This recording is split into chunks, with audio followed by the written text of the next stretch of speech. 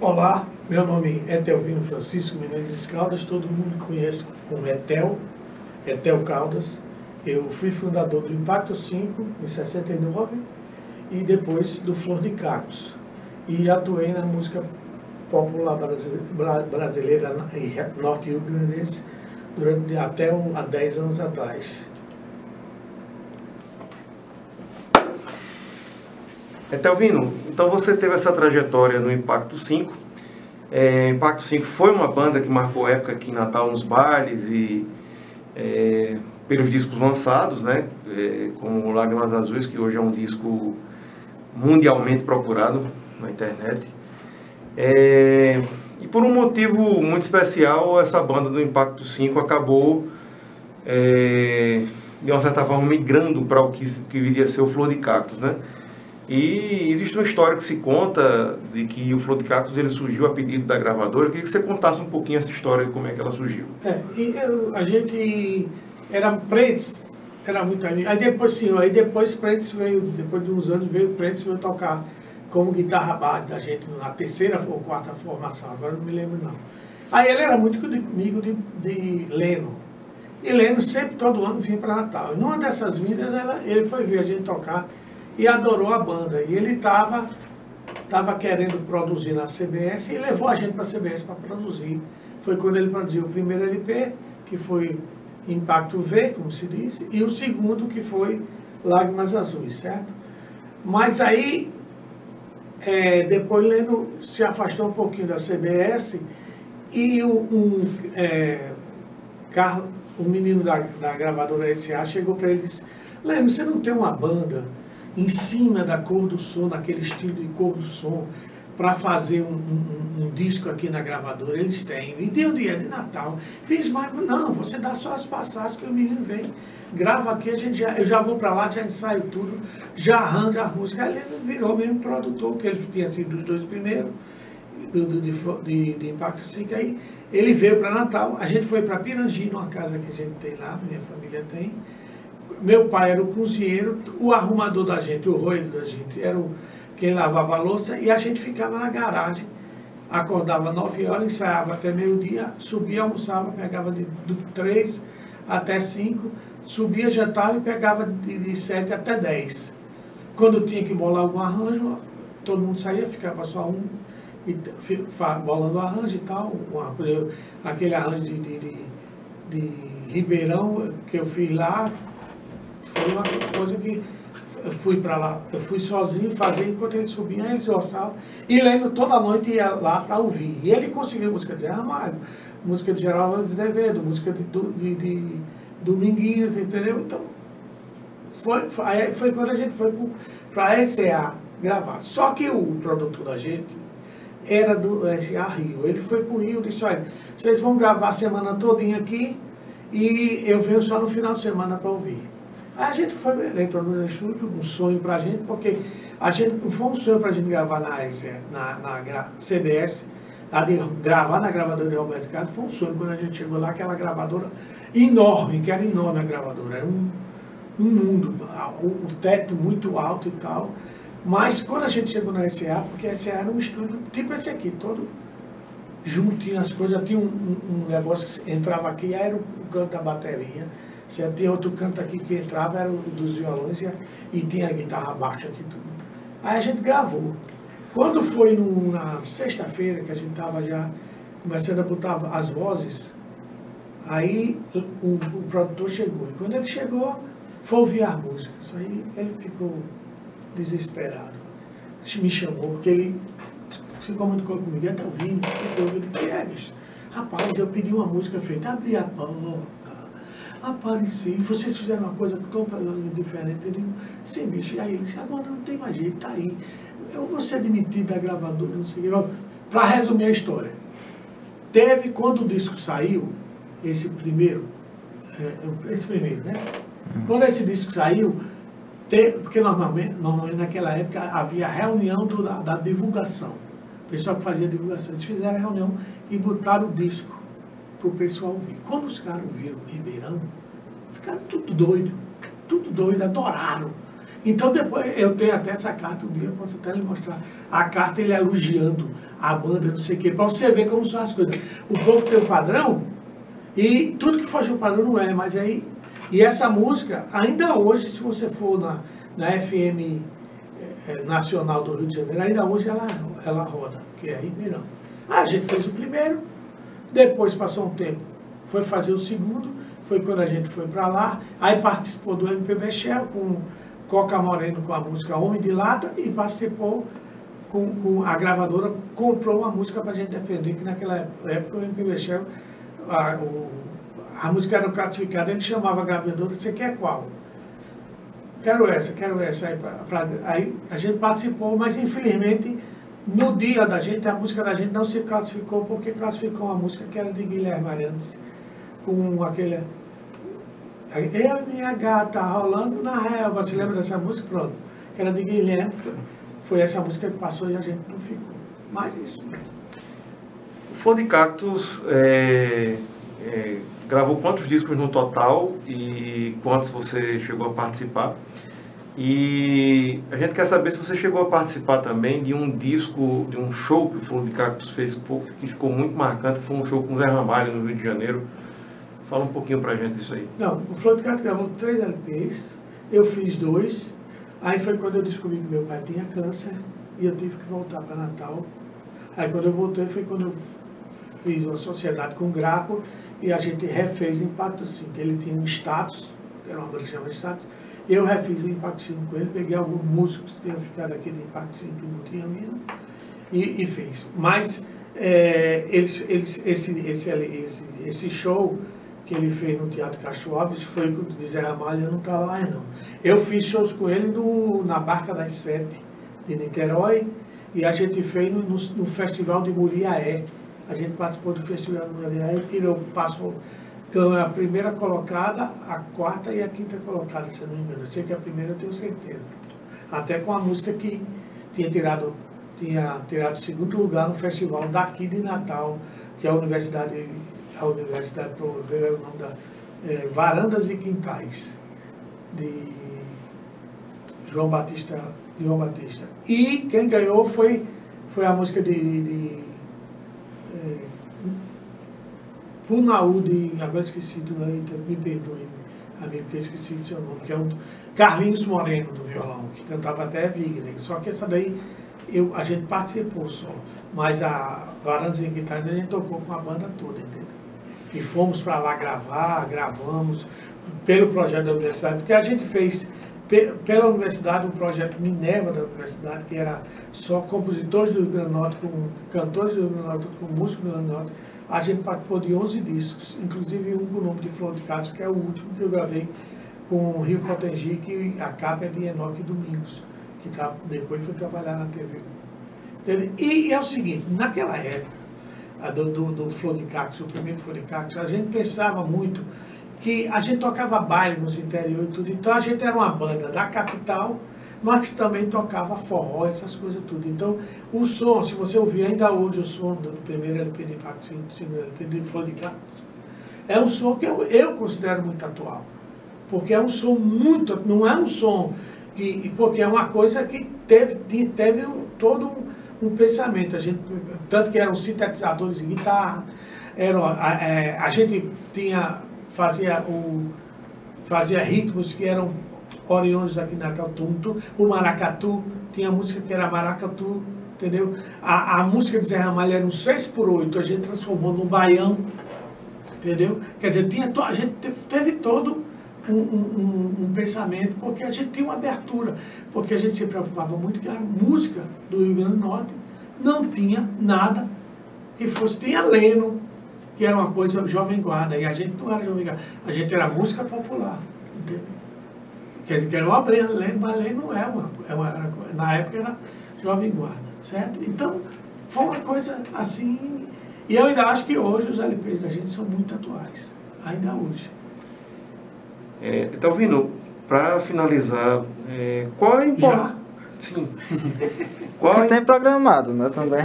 Qual a importância? Peraí. Quer que... Pode pausar. Vamos. Tá ouvindo?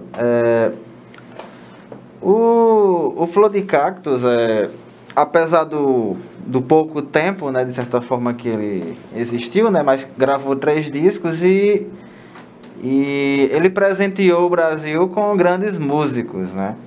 Eu queria que você falasse um pouquinho, assim, considerando que o nosso objetivo hoje aqui é falar sobre a participação potiguar na chamada Geração Nordeste, né? O Flor de Cactus presenteou o Brasil com pessoas como Chico Guedes, né, como o Mengo Araújo. Eu queria que você falasse um pouquinho sobre esses grandes músicos que o Flor de Cactus nos presenteou, né, a importância dessa galera. Eu acho que a escola de Impacto 5, depois virando Flor de Cactus, foi o grande pontapé inicial para isso. Entendeu? Porque a gente, quando foi fazer Flor de Cactus, primeiro Flor de Cactus que a gente foi lá para Pirangi estudar e tal, parado, a gente ficava 24 horas do dia ligado naquele. Tanto quando a gente foi gravar, não deu trabalho de gravar, porque estava tudo muito ensaiado. O segundo LP não, já foi uma coisa que a gente estava morando no Rio, a gente ia para dentro da gravadora e ficava ensaiando as músicas dentro da gravadora. Mas esse aí já foi tudo, a gente ia para o estúdio, já tinha tudo, a gente matava 4 bases, como assim, a gente ia numa manhã, coisa que normalmente não se faz. Chiclete com banana naquela época, eu me lembro que ele passava 16, 20 horas para fazer uma base, e às vezes não dava certo. E também acontecia coisas como aconteceu no Flor de Cactus, a música que a gente levou para o festival, participou do festival do MPB Shell, que foi, como é o nome da música? Mistura. Aí Mistura a gente gravou. Quando a gente terminou de gravar ela, a gente começou a ensaiar 3 horas da tarde, 3 horas da manhã a gente conseguiu gravar, porque a gente fez arranjo, fez tudo dentro. Aí quando foi 3 horas da manhã que a gente foi ouvir, notou que o tom estava baixo para Chico, porque nessa época a Fernanda não tinha ido para o Rio com a gente, tinha ficado aqui. Aí eu digo, eita, então agora é só amanhã. Aí a gente foi para casa, ensaiou, como a gente fazia aqui, né? Ensaiou e mudou o tom e gravou. Quer dizer, são coisas. Mas existia também uma coisa que eu achava muito importante nessa banda, porque a gente era muito coesa, entendeu? Coesa, não tinha nenhum monstro tocando.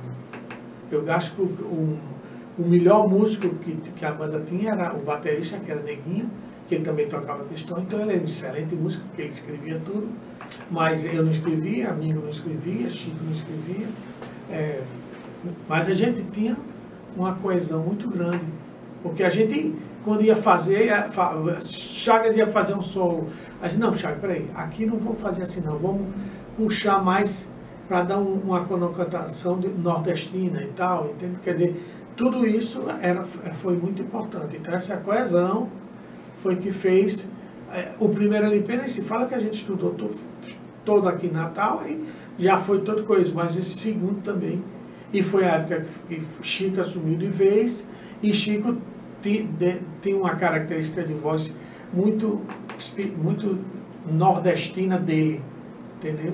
Era dele. Agora, o que é interessante, Chico não era o cantor da banda, o cantor da banda era Fernando. Aí quando a gente foi gravar o primeiro LP, que Fernando foi gravar uma música chamada Saudade, aí a gente não gostou, na gravação, a gente gravou aqui em Natal, gostou, mas quando chegou na gravação, não gostou da gravação. Aí tentou botar Chico, quando tentou botar Chico, achou. Então as músicas mais Baião, Shot, Chico ficou cantando, e as músicas mais Ribeirão, Flor do Sol, as músicas mais, vamos dizer, com a cara da cidade, vamos dizer assim, a cara do interior, a cara da cidade, da cara das Figueiradas fica com o Fernando, que é um excelente cantor, ainda hoje ele é um excelente cantor.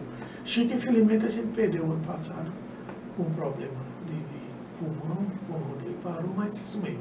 Agora, isso aí foi uma coisa que eu acho que a gente tinha, eu, pelo menos, a banda, a gente tinha uma preocupação muito grande, porque o Rio Grande do Norte não tinha uma representatividade musical. Não tinha, a gente não tinha. Então, o que a gente queria dar essa representatividade. E a gente conseguiu até um certo ponto depois, porque é difícil, né? Porque você sabe, eu digo muito que sucesso acontece se você está no canto certo, na hora certa, ao lado das pessoas certas. Eu acho que ao lado das pessoas certas eram essas pessoas. Infelizmente, eu tive que vir. O tecladista que entrou era um excelente tecladista, mas não tinha uma questão de conversar com os meninos, como eu conversava, eu tocava com eles há quantos anos? 10 anos. Aí é diferente, né? Agora, graças a Deus, hoje, o Rio Grande do Norte tem uma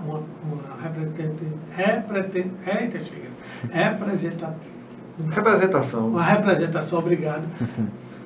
Por quê? Porque hoje, você vê, naquela época a gente ia comprar um contrabaixo. Sempre para comprar um contrabaixo bom, a gente tinha que um cara que fosse para os Estados Unidos para trazer. Hoje não, você liga ali para São Paulo e compra. Quer dizer, isso tudo você sabe que o instrumento ajuda o músico. Entendeu? Então, hoje a gente tem grandes músicos aqui, grandes músicos, grandes compositores. A própria menina Roberta Sá, que você está falando, que é daqui. Terezinha, Odaíris, Mirabô, eram pessoas que a gente vivia junto, tocando, brincando de festival e tal, porque a gente já existia esse movimento por aqui. Mas só que era um movimento que existia, mas muito restrito, não expandia. Entendeu? Não expandia. Mas eu acho que, eu estou feliz que eu acho que a gente fez o trabalho da gente e está aí ainda para hoje. Se você botar isso para rodar em qualquer canto, hoje o povo vai aceitar como uma música atual. Porque o que eu acho que eu sinto, o que é bom não tem idade. Você acha então que o Flor de Cactos cumpriu uma missão? Levar música boa, numa época boa?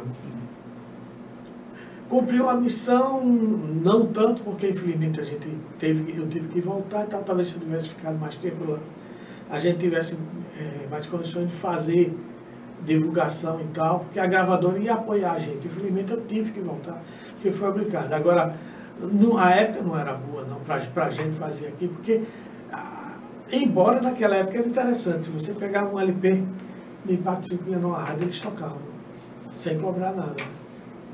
É interessante, né, isso? É interessante. Naquela época a gente chegava nos cantos, no tempo de Impacto 5, a gente chegava com o LP de Impacto 5 interior, todo mundo rodava, fazia questão de rodar e não pedia um não. Se tivesse um para a gente dar, tudo bem, mas se não tivesse, tudo bem, né? Tudo bem também. Aí já com o Flor de Cactos, como eu fui para fora, não pude. O primeiro a gente ainda divulgou bem, mas o segundo não teve porque foi para lá. Embora ele por si só tenha se divulgado lá fora, entendeu? Edelvino, a gente agradece a você pelo bate-papo e parabeniza você pela sua trajetória enquanto mais uma questão, que aí é uma pergunta que você fez uma vez na entrevista. Eu queria repetir essa pergunta. A gente está aqui de frente no cenário, tem 2 dos discos que você participou, né, que são 2 discos icônicos, né? Isso. Lágrimas Azuis e o Flor de Cactos, o álbum azul do Flor de Cactos, né? Olhando hoje para eles, assim, o álbum azul tem 41, vai fazer 41 anos, né? E o Lágrimas Azuis 45. Hoje são discos que se tornaram cultuados. Você sente orgulho de ter gravado esses discos? Muito, muito, porque você imagina uma banda daqui do Rio Grande do Norte que não gravava e sair daqui para gravar na CBS, sair daqui para gravar na RCA, era uma glória, como se diz. Pegar um avião, eu nunca tinha andado nem de avião, e pegar avião para viajar para esses cantos, para gravar. Eu tenho um orgulho muito grande, até pelo trabalho. Era um trabalho que a gente tinha vontade, tanto que o nome Flor de Cactos surgiu o quê?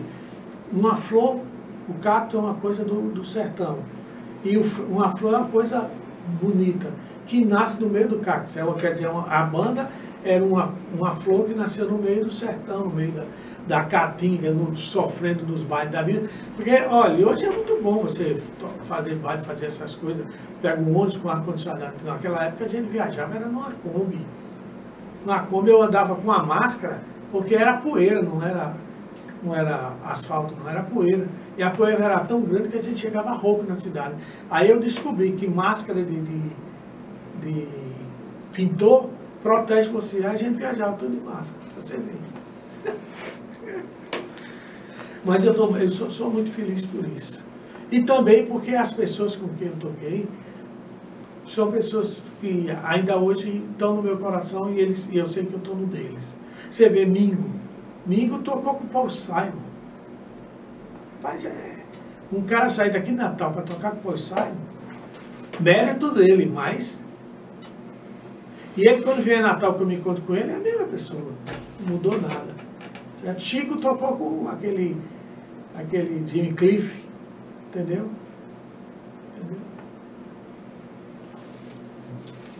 Olá, sejam todos bem-vindos ao Projeto Geração Nordeste. Estamos recebendo hoje Etelvino Caldas. Etelvino, seja bem-vindo. Prazer em revê-lo mais uma vez. Etelvino, que foi integrante do Flor de Cactos, do Impacto 5, tem uma participação histórica na música Potiguar. Etelvino, conte pra gente como a música surgiu em sua vida. A música surgiu porque eu era seminarista em 67, do Seminário de São Pedro, e lá na missa tinha um organista que tocava, porque naquele tempo era algo mesmo, inclusive os pés, com aquele... A gente tinha que rodar os pés para poder o fole provocar o som. E tinha um menino do interior, que era seminarista também, começou a me ensinar os acordes no teclado, porque eu já tocava violão naquela época. Porque eu morava na Felipe Camarão e Márcio Tassino, doutor Márcio Tassino, Márcio gostava muito de Beatles e me apresentou a Beatles, e sempre quando eu saía na minha folga do Seminário de São Pedro, que era no sábado à noite, o domingo, voltava na segunda, aí eu ia para casa dele, a gente ficava tocando junto. A música dos Beatles, eu me lembro que foi no auge de Help. Foi naquela época do auge de Help. Então, no seminário, eu fiz uma banda com dois amigos meus lá, que era esse tecladista, e comecei a aprender a tocar órgão. Um dia eu tocava, outro dia ele tocava, para as missas. Foi assim que eu comecei. Tanto que eu tinha um apelido no seminário, que era Help, porque eu gostava de tocar o Help. Aí me botaram esse apelido. E a gente sempre tinha uma folga depois de jantar, aí a gente pegava o violão e ia lá para um canto do seminário e ficava tocando a música dos Beatles e tal, e o pessoal gostava muito. Então eu iniciei realmente com isso aí. Tá ouvindo? A gente hoje aqui, com a proposta do nosso projeto, né, falar até um pouco mais sobre o Flor de Cactos, mas falar com você não tem como não falar de Impacto 5, né, até pela importância da banda.